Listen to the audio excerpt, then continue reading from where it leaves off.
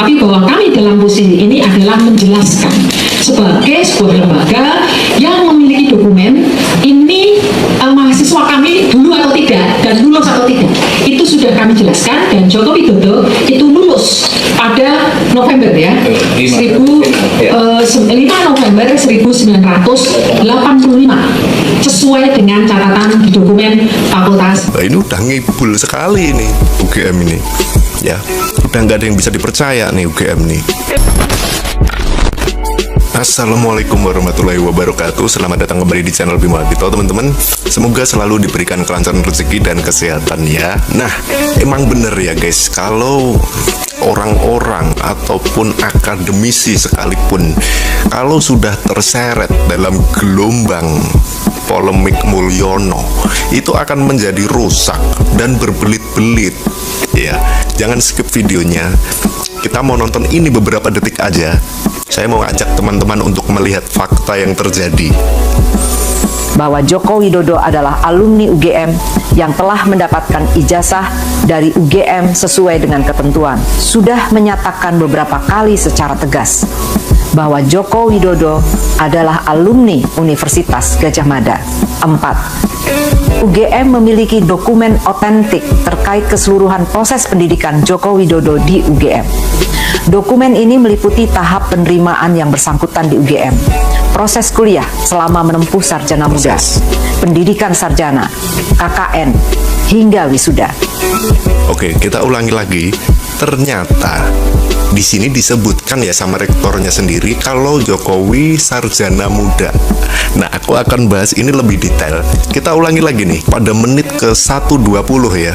Meliputi tahap penerimaan yang bersangkutan di UGM, proses kuliah selama menempuh sarjana muda, selama menempuh sarjana muda. Nah, oke, ini rektornya sendiri loh yang bilang ya, kalau Jokowi ini sarjana muda. Nah, kalau sarjana muda teman-teman, karena saya dulu juga pernah kuliah gitu ya, saya S1 tapi ya, kalau sarjana muda ini gelarnya D3, itu bukan insinyur seperti yang sekarang. Nah, kalaupun ekstensi itu sambungan, itu pasti akan memakan beberapa tahun. Dan apakah S1 kehutanan di UGM ini membuka program studi ekstensi pada waktu itu? Setahu kami dan setahu masyarakat Indonesia nggak ada program ekstensi pada waktu itu ya. Nah, yang kita tahu selama ini kan Pak Jokowi ini kan lulusan S1. Begitu kan teman-teman, bukan sarjana muda. Jadi beda, sarjana muda itu D3 ataupun D1 ya. Jadi itu kuliah yang 3 tahun. Nah, kalau kemudian di sini disebutkan kalau Jokowi lulus pada tahun 1985, itu kan berarti S1 dong, sarjana, bukan sarjana muda. Nah, ini kejanggalan nih. Ini kejanggalan.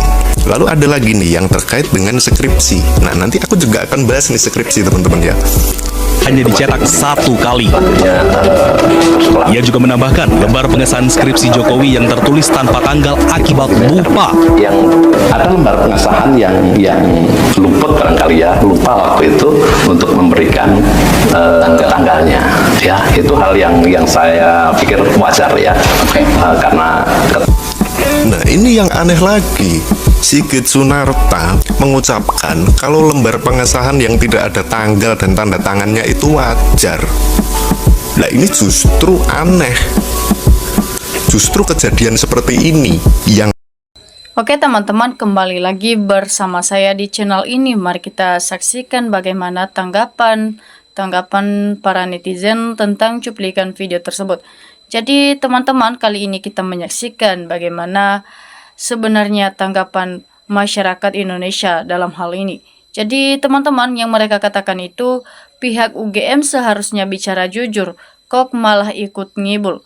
Ya, itulah yang perlu mereka pertanyakan kepada Ibu Ova Emilia itu, ataupun diminta pertanggungjawabkan ya, kenapa ya membela kebohongan Pak Jokowi padahal sudah terbukti ijazahnya itu palsu.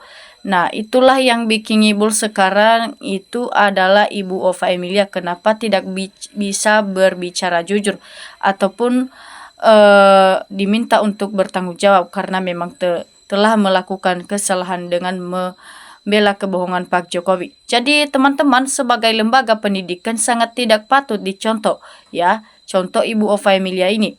Jadi KPU dan UGM sama aja melindungi Mulyono yang telah melakukan pelanggaran HAM ataupun pelanggaran konstitusi di negara Indonesia kita ini.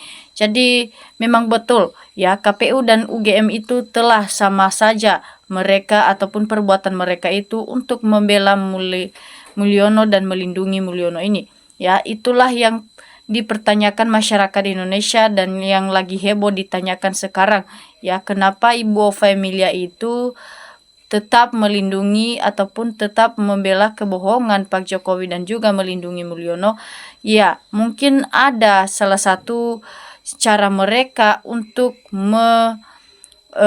membuat kebohongan lagi. Jadi teman-teman, PKI sekarang tumbuh subur yang ikutan korup, termasuk dana haji itu tokoh PKI gaya baru. Nah, jadi teman-teman, UGM dan KPU melindungi Jokowi dan Gibran tentang ijazah palsunya yang sudah dipalsukan dan sudah direkayasa. Jadi UGM itu beserta KPU itu sebenarnya mereka itu telah bersengkongkol karena mereka itu mau melindungi kebohongan ataupun kepalsuan ijazah Jokowi dan Gibran ini. Ya, sudah jelas-jelas di mata orang ataupun di mata masyarakat bahwasanya ijazah Jokowi dan Gibran itu memang palsu, teman-teman, ya. Jadi dalam hal itu mengapa dan harus dipertanyakan mengapa Ova Emilia itu dan juga KPU itu melindungi kepalsuan ijazah mereka itu. Apa jangan-jangan ada hal yang paling mereka takuti dari Jokowi dan juga Gibran? Ya, mungkin saja karena memang sudah mengambil uang sogokan dari Jokowi ataupun bayaran dari Jokowi, makanya mereka itu tetap mati-matian membela kepalsuan ataupun kebohongan ijazah mereka ini. Ya, jadi kalau misalnya sudah terbukti fakta ijazah asli, ijazah palsu Jokowi ini, maka yang diminta pertanggungjawabnya itu adalah KPU dan UGM.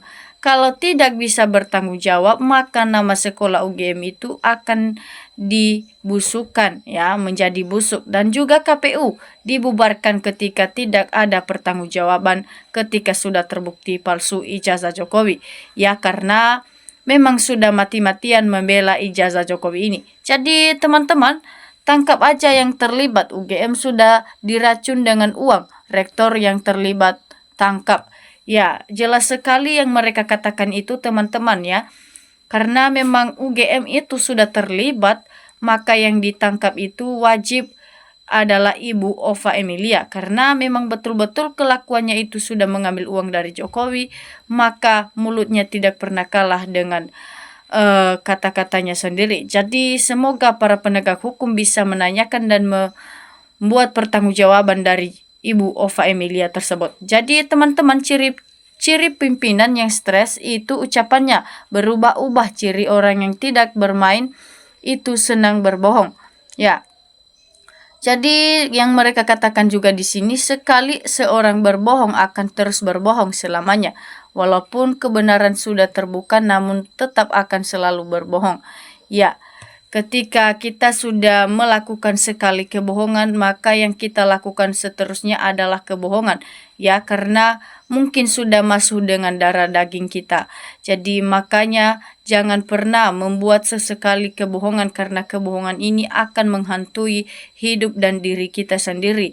Ya, pasti kebohongan itu yang telah kita lakukan itu pasti ada karmanya, ya teman-teman. Seperti yang dilakukan Jokowi saat ini, ya.